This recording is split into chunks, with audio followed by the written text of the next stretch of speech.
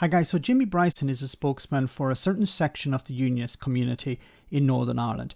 Now, he isn't a politician in the sense that he wasn't elected, but it does seem the case that he has the ear of both the DUP and the TUV, and he has had a front seat along with people like Ben Habib and Kate Hoey when it came to speaking out against the protocol. Here he explains how guerrilla warfare may be needed to get rid of this particular consequence of Brexit. Have a listen. Any steps to disapply the imposition or the working of the protocol is always going to be welcome, but we need to see the detail of that, and that's the most important first step. Now, what's being suggested seems to go beyond Article 16, which is, of course, welcome. And the nub of the protocol, the evil pit of it, as it were, is Section 7A. That's, if you put it this way, that is the pipe through which the protocol flows into domestic law. So if you cut the pipe off or you disapply Section 7A of the 2018 Act, as seems to be suggested, then that would strangle the protocol as a matter of domestic law. Now, I'm not sure if, and I may be misunderstanding what he's saying here, but I think he's referring to Article 7.1, not Article 7A. Because it says here, without prejudice to the provisions of union law referred to in Annex 2 of the protocol, the lawfulness of placing goods on the market in Northern Ireland shall be governed by the law of the United Kingdom, as well as regards goods imported from the Union by Articles 34 and 36 TFEU. Article 36 of TFEU talks about restrictions, prohibitions on goods, for example, relating to public security, medicines, I believe, protection of national treasures, artistic and archaeological value, things like this. It seems to be something quite limited, something quite specific. I don't know how removing this would actually bring down the protocol. Once again, I may be looking at something different than what Mr. Bryson is looking at, but let's continue. I mean, I'm never going to object to that. So, just before we continue, I think if this was the thing, the broken link that could bring down the protocol, I don't think it would have been just discovered now. I think it would have been discovered a long time ago. And if it had been discovered a long time ago, I'm pretty sure lawyers on the UK side and lawyers on the EU side would have highlighted it, and it would have been fixed before it was signed by Boris Johnson and Lord Frost. But let's continue.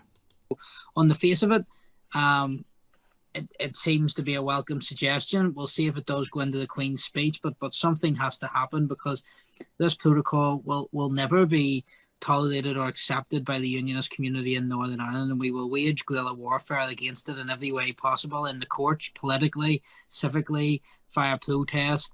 It will never be allowed to bed in or coexist. We will attack it from every angle again and again. And so therefore, if the government want to restore political and societal stability, it's necessary to not just pause the protocol, but dismantle it in its entirety. So he's talking here about guerrilla warfare. Does this include burning buses? How did that work out for getting rid of the protocol? That was one of the motivations behind the destruction of those buses. Well, if we send this message to, I don't know who, was it to the EU, to the UK government? If we burn these buses, this will, I don't know, force their hand to trigger Article 16 of the protocol.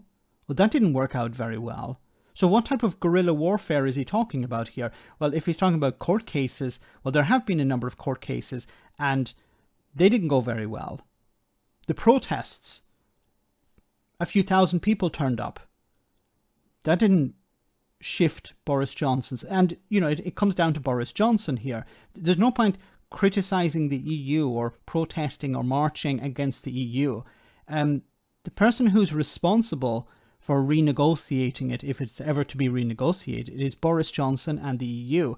And you don't have any influence over the EU, so the nearest person you have influence over is Boris Johnson. And Boris Johnson's entire attitude to all of this is indifference. Really, I'm asking, what do you hope to achieve? Do you hope that Boris Johnson will tear up the protocol because of a few protests? There are serious issues taking place in Great Britain at the moment, a cost of living crisis that Boris Johnson is completely ignoring. His party has lost seats over this, and his position has not changed. There are Brexiteers in Great Britain who do not give a crap about Northern Ireland. When it came to defending the Union or protecting Brexit, Brexit won on every occasion. Jacob Rees-Mogg in the House of Commons talked about implementing the protocol because it's part of international law and British law. I really don't understand what these people hope to achieve. Maybe they're going to burn buses again. Maybe they're going to organize protests again. Maybe they're going to have these meetings to try and bring down the protocol through the courts. None of this has worked so far. But also the problem for them is that the person that they need on board does not give a crap about Northern Ireland or the protocol. Let me know in the comment section, guys, what you think about all of this. As always, your comments are greatly appreciated. Thanks a lot.